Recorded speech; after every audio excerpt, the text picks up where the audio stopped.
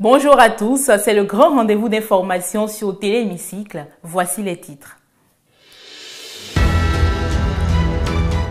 L'atelier de sensibilisation et de renforcement des capacités des femmes députées et des femmes de l'administration parlementaire sur l'endométriose a pris fin hier mercredi. Un atelier au cours duquel plusieurs communications ont été déroulées. Vous suivrez dans un instant les avis des participants.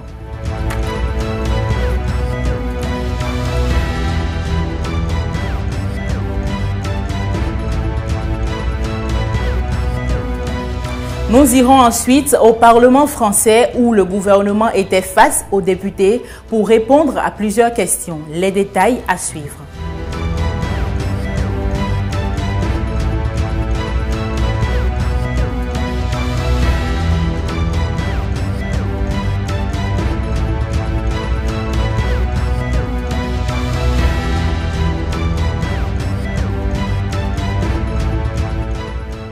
Et nous parlerons en fin d'édition d'une maladie grave et mortelle. Il s'agit de la drépanocytose.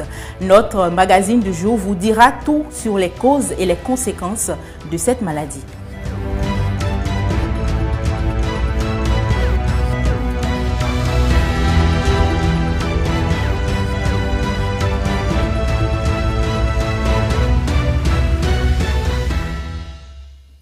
À nouveau, bonjour. Fin de l'atelier de sensibilisation et de renforcement des capacités des femmes députées et celles de l'administration parlementaire sur l'endométriose. Pendant 48 heures donc, ces dernières ont été entretenues sur cette maladie et toutes ses implications. À la fin des travaux, le président de l'Assemblée nationale a invité les différents participants à relayer l'information autour d'eux. Je vous invite à l'écouter.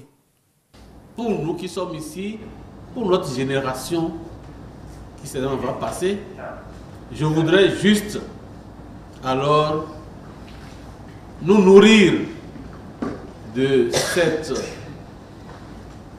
phrase ou pensée de Frantz Fanon qui est peut-être galvaudée à des niveaux donnés, mais que moi je prends toujours au sérieux, que chaque génération, dans une relative opacité, doit découvrir sa mission, la remplir ou la trahir.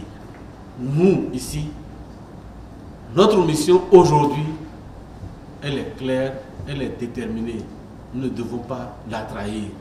Alors, femmes parlementaires, fonctionnaires, caucus des femmes députées, voilà votre mission. Ne la trahissez pas. Sur le terrain, allez porter la bonne nouvelle, allez sensibiliser et nous vous accompagnerons de toute notre volonté. Voilà ce que je voulais dire c'est sur cette exhortation que je devais procéder à la clôture du présent atelier.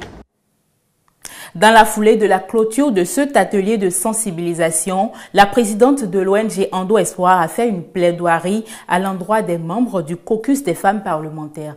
Elle s'est exprimée au micro de Gilles Christ Chidi. En tant que femme députée et fonctionnaire parlementaire, en tant que député et en tant que citoyen, nous avons un rôle déterminant à jouer dans la sensibilisation et la lutte contre l'endométriose. Nous devons utiliser notre position et notre influence pour faire avancer cette cause vitale, comme vous le demande Monsieur le Président de l'Assemblée nationale. Nous devons plaider en faveur de politiques publiques qui garantissent un accès équitable aux soins de santé pour toutes les femmes et nous devons soutenir les initiatives qui visent à sensibiliser le grand public sur cette maladie souvent méconnue. Sans vouloir encore discourir, je voudrais rappeler ici les leviers d'action sur lesquels j'invitais il y a quelques semaines les membres du caucus à agir. Il s'agit de sensibilisation et éducation. Nous devons intensifier les campagnes de sensibilisation à tous les niveaux de la société en mettant l'accent sur l'importance de reconnaître les signes primaires de l'endométriose et de rechercher un diagnostic précoce. Soutien aux femmes. Les femmes atteintes d'endométriose ont besoin d'un soutien holistique incluant un accompagnement psychologique, des services de planification familiale et des programmes d'adaptation professionnelle. Nous devons nous assurer que ces services sont accessibles et adaptés à leurs besoins spécifiques. Accès aux soins. Il est impératif de renforcer les capacités des professionnels de la santé pour le diagnostic et la prise en charge de l'endométriose. Nous devons également garantir un accès équitable aux soins spécialisés et aux traitements efficaces pour toutes les femmes, quel que soit leur statut socio-économique. Je vous invite à vous joindre à nous dans cette lutte.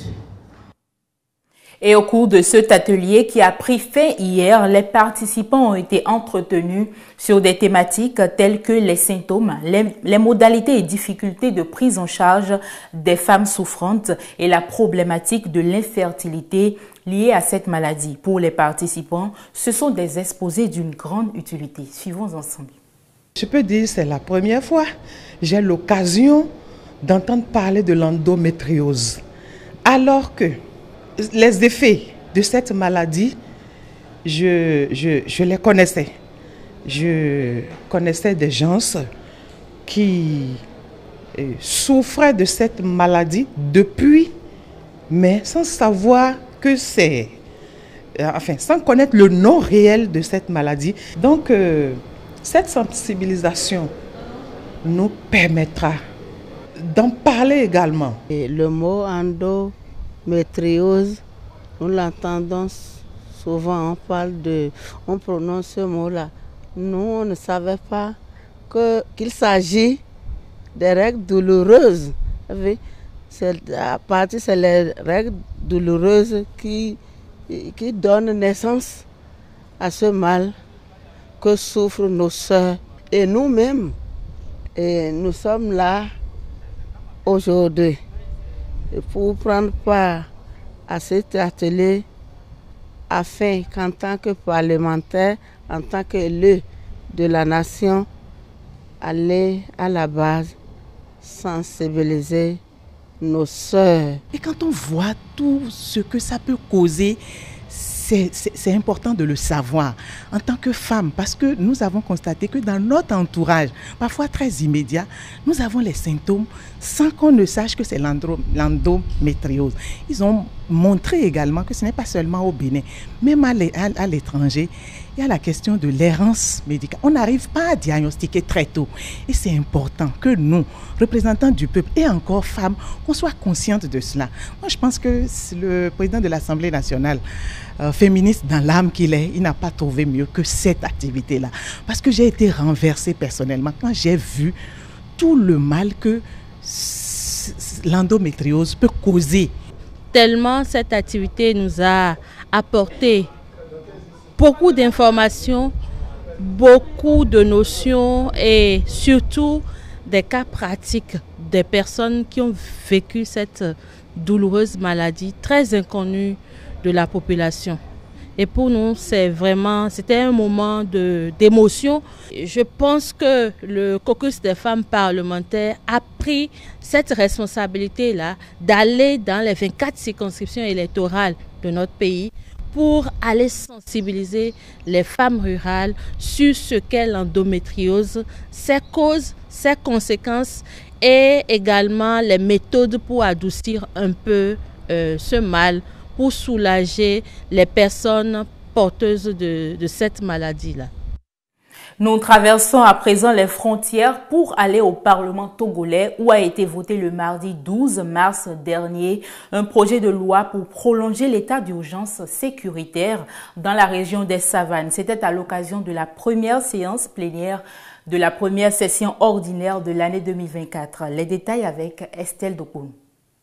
Située à l'extrême nord du Togo, la zone des Savanes fait objet de persistantes attaques terroristes contre les forces de l'ordre, des citoyens et leurs biens depuis novembre 2021. C'est pourquoi la représentation nationale togolaise n'a ménagé aucun effort pour adopter ce projet de loi qui vise la prolongation de 12 mois de l'état d'urgence sécuritaire dans la dite zone à compter du mercredi 13 mars 2024. Selon les parlementaires, la décision va permettre de maintenir la vigilance des populations, de mettre les forces de l'ordre et de sécurité dans de meilleures dispositions et adapter la lutte contre les groupes armés suivant l'évolution de la situation. L'autre objectif sécuritaire que poursuit cette décision est de permettre aux populations d'aller accomplir leur devoir de citoyenneté en toute quiétude lors des élections législatives et régionales prévues pour le 20 avril prochain. Le gouvernement utilisera cet instrument juridique pour renforcer et garantir un climat sécuritaire sain et favorable sur toute l'étendue du territoire pour la tenue d'une élection apaisée et sécurisée pour tous, a affirmé devant les députés le ministre de l'administration territoriale du Togo. En raison du contexte et des nouveaux enjeux, plusieurs groupes parlementaires ont salué la pertinence du projet de loi. C'est d'ailleurs la deuxième fois que le Parlement togolais procède à un renouvellement de l'état d'urgence sécuritaire dans la région des Savanes. En France, les députés se sont retrouvés ce mardi au Palais Bourbon pour une nouvelle séance plénière consacrée aux questions au gouvernement. Entre autres sujets, la question du député Jean-Philippe Tanguy du Rassemblement national liée à la hausse du prix des carburants en France. Pour répondre à cette question, le gouvernement s'est fait représenter par le ministre de l'Industrie et de l'Énergie. Stéphanie Lekpemandora pour le point. Monsieur le ministre, les semaines, les mois et les années se suivent et se ressemblent pour les Français ayant besoin de leur voiture pour vivre. La facture du carburant reste exorbitante et vous ne faites rien pour faire baisser les prix. Pire, vous avez annulé le chèque carburant, ce maigre lot de consolation pour les plus modestes. Une fois encore, la France du travail n'a le droit que de payer pour éponger vos échecs.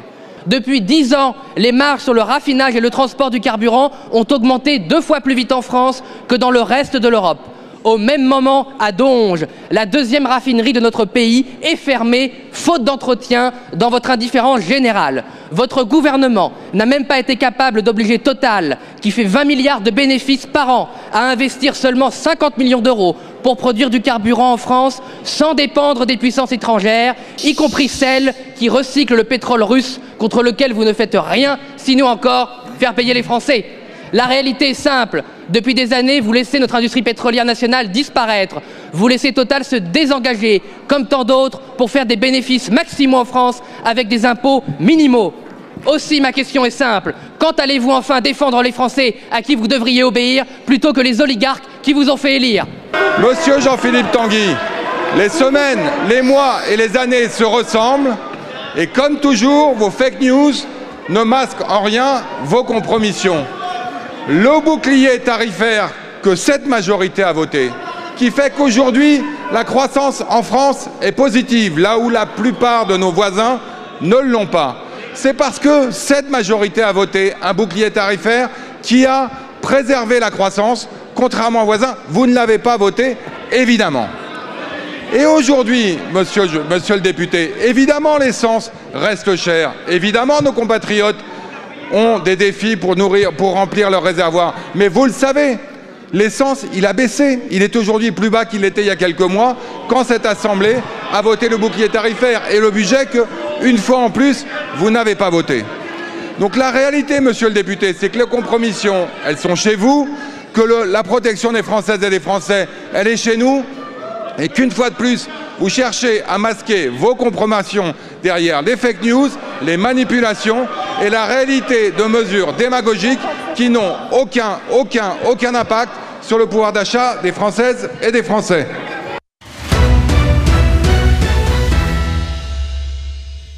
Dans la revue de presse, nos confrères nous apprennent que la Cour constitutionnelle est attendue sur son délibéré au sujet des différents recours contre le code électoral modifié par la représentation nationale il y a quelques jours.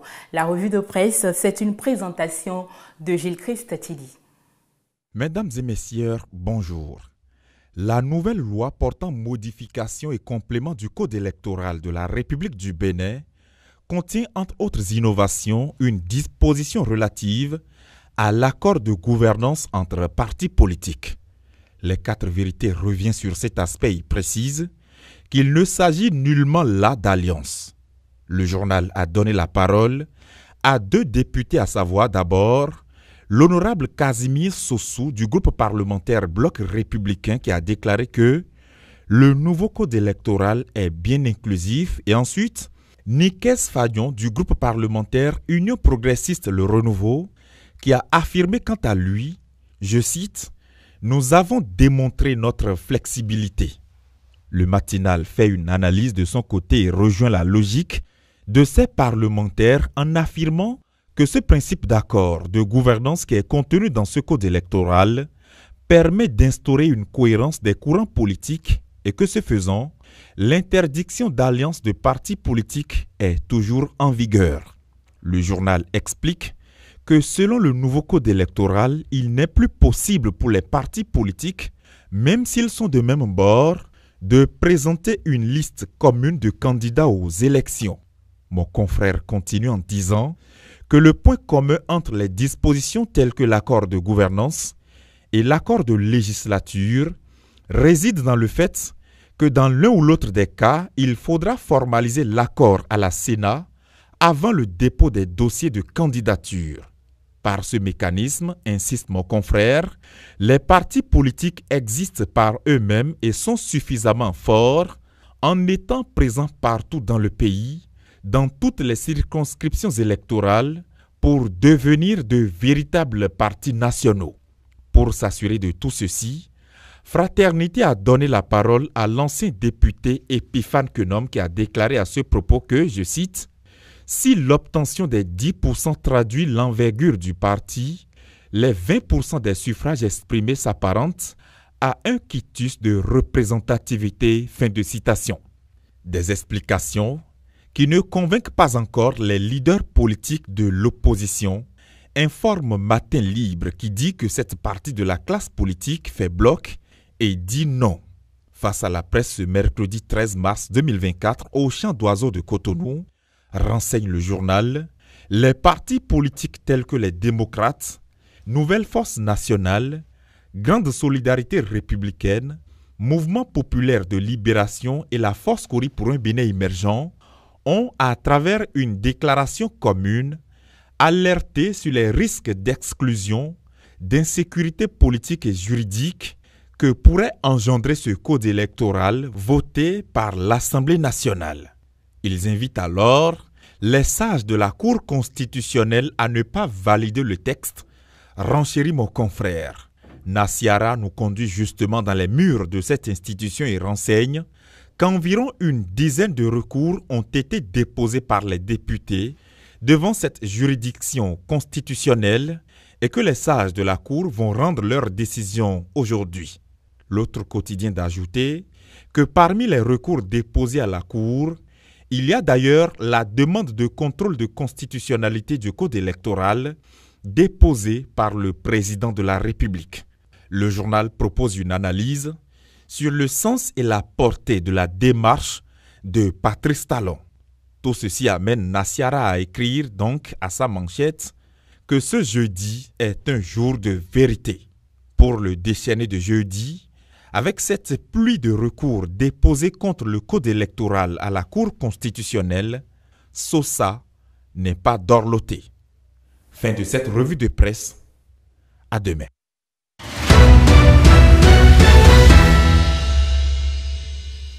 Vous avez certainement déjà entendu parler de la drépanocytose. Elle est une anomalie de l'hémoglobine, l'une des maladies génétiques potentiellement mortelles, très répandue qui touche plus de personnes dans les pays d'Afrique. Cette maladie affecte dès la naissance environ 300 000 enfants. Stéphanie Dekpemandora a cherché à avoir plus d'informations sur la drépanocytose. La déformation des globules rouges porte un nom, la drépanocytose. C'est la première maladie génétique du monde, qui n'est très rare ni moins connue. Mais elle demeure un problème dont il ne faut jamais cesser de parler. La drépanocytose, ce que je sais de ça, c'est que ce n'est pas une bonne maladie. Et mis à part cela, en temps de fraîcheur, comme en temps d'harmattan, une personne atteinte de cette maladie-là souffre beaucoup. Parce qu'il y a le froid qui dérange les os. C'est comme ça aussi, quand la chaleur est aussi intense, on souffre un peu. Et ce n'est pas faux. La présence d'hémoglobine anormale entraîne des douleurs, une anémie chronique et des complications graves pouvant conduire à la mort. Les globules rouges, c'est un sujet normal, ils vivent environ 3 mois. Donc notre sang se renouvelle tous les 3 mois environ. Mais chez le drépanocytaire, c'est environ 15 jours. 12 jours, 15 jours, les globules rouges sont cassés. Donc le sujet doit les renouveler tout le temps. Ce qui fait que les drépanocytaires sont anémiés. Voilà ce qui explique le premier symptôme, c'est l'anémie. Il y a des gens qui sont souvent anémiés. Et que l'anémie peut s'aggraver et entraîner donc peut-être des situations d'urgence pouvant aller jusqu'à la transfusion ou même le décès. Deuxièmement, il y a les douleurs, donc les crises vaso-occlusives qui s'expliquent par des douleurs intenses au niveau des os longs, au niveau des articulations, au niveau de l'abdomen, du ventre donc, et au niveau plus grave maintenant au niveau du thorax. Malgré les progrès de la recherche et de la chimiothérapie génique, l'arsenal thérapeutique est limité. Le dépistage précoce est donc souhaité dès la naissance ou avant l'âge de 5 ans pour une meilleure prise en charge et pour augmenter l'espérance de vie de ces malades.